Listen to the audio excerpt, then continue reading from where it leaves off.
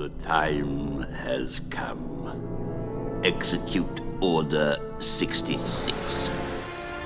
Unsurprisingly, there are numerous Easter eggs and references to other Star Wars stories peppered throughout the 11th episode of the Clone Wars 7th season, titled Shattered.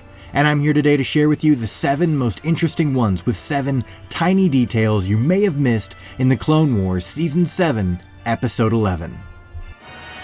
The Jedi and the Republic will die. I feel like something terrible has happened. At the beginning of the episode, Captain Rex keeps his helmet at his side, holding it rather than wearing it. This is not uncommon throughout the Clone Wars series as a way to give faces to the clones and help humanize them. Throughout Star Wars, though, masks and helmets serve as a symbolic icon used to dehumanize evil, and the removal of masks is usually used to indicate the possible return of a character's humanity. Rex leaves his face bare, being vulnerable and human in the presence of Ahsoka. However, once Order 66 is executed, Rex dons his helmet, hiding his own identity and taking on the identity of a stormtrooper. His helmet is not removed again throughout the episode until he is brought to the medical bay and his inhibitor chip is removed. This is a symbolic gesture to non-verbally reinforce Rex's change throughout the episode, designed to make the viewer uncomfortable while the helmet is worn and give us hope when we see the helmet removed, and finally emphasizing relief when he finally wakes up. Your helmets, remove them. Your faces I wish to see. I didn't betray my Jedi. We all have a choice. When Rebels Season 2 aired, we finally got confirmation that Rex was able to remove his inhibitor chip in time for Order 66, and is still able to exist peacefully in the presence of Jedi. Because of that, however, it came as a surprise to most of us that Rex was not entirely truthful when he spoke to Kanan and Ezra. I didn't betray my Jedi. While it is true that Rex didn't kill his Jedi, we see in this episode that he did, in fact, still betray her. This detail was actually foreshadowed in the previous episodes of this season, and many observant viewers have already pointed out that Rex did not have the scar where his inhibitor chip was located, telling us that it was not yet removed. Still, it came as an incredibly emotional moment for us, since we were led to believe that Rex truly didn't betray his Jedi. This misdirect, paired with the fact that he was not wearing his helmet when the order was executed, thus allowing us to see his tears, made his betrayal all the more heartbreaking and without doubt the most painful clone betrayal that we've seen yet. If we ever do make an updated top 10 saddest moments in Clone Wars, you can bet that this will make the list. I didn't betray my Jedi. So that was a f***ing lie. Very good, sir. Oh, by the way, I think you'll be needing this. Thank you, Cody. In this episode, Ahsoka once again has her blue lightsabers in hand. However, if we remember back to the last episode, her lightsabers actually fell from atop the rafters above the city of Mandalore. It's not really clear or explained how she got her lightsabers back. However, this does draw imagery back to Revenge of the Sith when Commander Cody gives Obi-Wan Kenobi his lightsaber back after he drops it while chasing General Grievous, just before Order 66.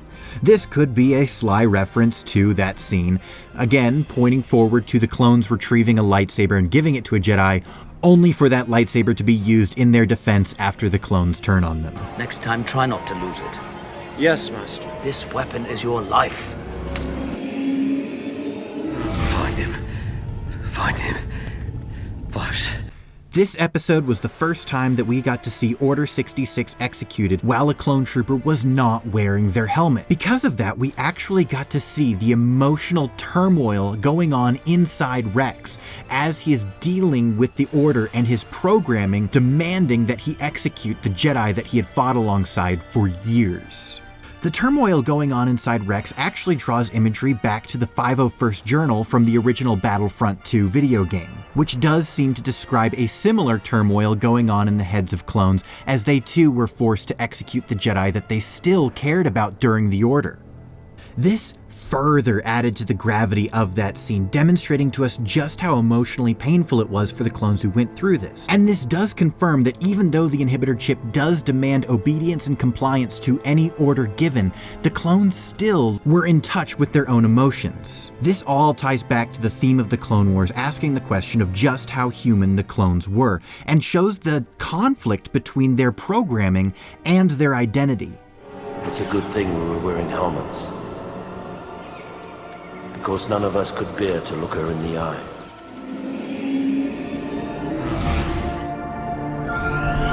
After Maul is brought on board the shuttle, there's a silence that lasts for over 2 minutes, from the timestamp 6 minutes and 3 seconds to 8 minutes and 26 seconds. The moments leading up to the conversation between Ahsoka and Rex just before Order 66 is executed. This is one of the longest moments in the Clone Wars with absolutely no talking, and it is incredibly suspenseful and uncomfortable because we, the audience, know that once Obi-Wan has engaged General Grievous, that Order 66 is just around the corner, and this serves to build up that suspense, with the sound of Maul's breathing and the dull hum of hyperspace being the only sounds we hear aside from the ominous music.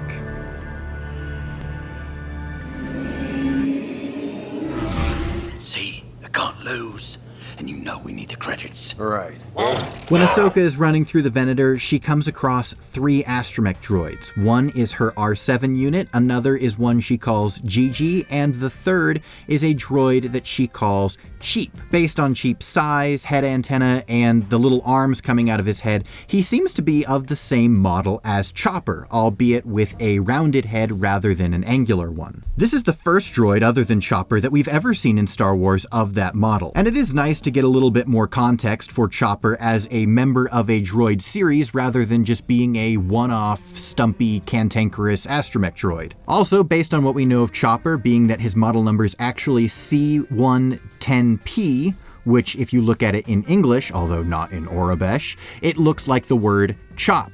Based on this, we can assume that this droid's model number is actually C1133P, which when written in English would have a resemblance to the Leet-speak spelling of cheap. As an additional fun fact, Cheap is also voiced by the series creator and director Dave Filoni himself.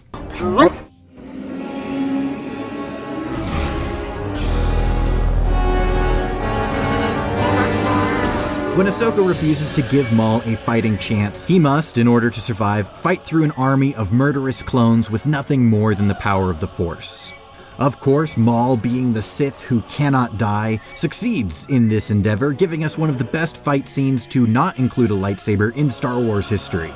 The hallway scene is actually quite reminiscent of Darth Vader's hallway scene from Rogue One, except in that movie, the purpose of the scene was to demonstrate the power of a lightsaber by showing what it would look like if one side, i.e. the villains, had a lightsaber and no one on the opposing side, i.e. the heroes, had a lightsaber to combat them, and just how outmatched non-Force wielders were against lightsaber wielders. Here that is taken one step further by removing the lightsaber and showing again that even without a lightsaber, even an army of the Republic's most elite is no match for the power of the Force. Tell Anakin.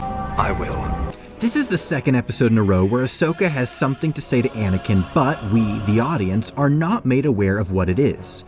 Some have speculated that in this episode she wanted to warn him of Sidious's plans for him, and this may very well be true. However, given the fact that she also had a message that she wanted Obi-Wan to pass along before Maul revealed Anakin's role in the Sith plot, I believe that there is something more going on here.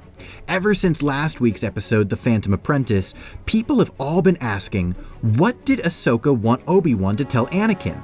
It has perplexed many of us, as we know Obi-Wan never had a chance to tell him, and Ahsoka would never see Anakin again. Thus, we heard that Ahsoka wanted to tell Anakin something, but are never told what it was. If you will allow me to speculate for a moment, I believe that there is a satisfying answer if we combine a couple pieces of information. First is the line from Yoda. After Ahsoka says that she's doing her job as a citizen, Yoda asks, "Not as a Jedi," to which Ahsoka responds, "Not yet." This line was sort of surprising, as it seems to imply that the title Jedi may yet be in her future. Also, I believe that if we look at Ahsoka's story in chronological order, we have already heard what Ahsoka wanted to tell Anakin. In fact, I believe that it was the first thing she said to him when she finally saw him again. Having believed that she would never have the chance to tell him, Ahsoka wasted no time in telling him what she had wanted to say so many years ago. I won't leave you. Not this time. But anyway, those were 7 details that we thought were the most interesting. Were there any we missed? Let us know down in the comments below, because I want to know what you, my friends, have to say about our favorite galaxy far, far away. Thank you all so much for watching, and as always, may the lore be with you, now and forever.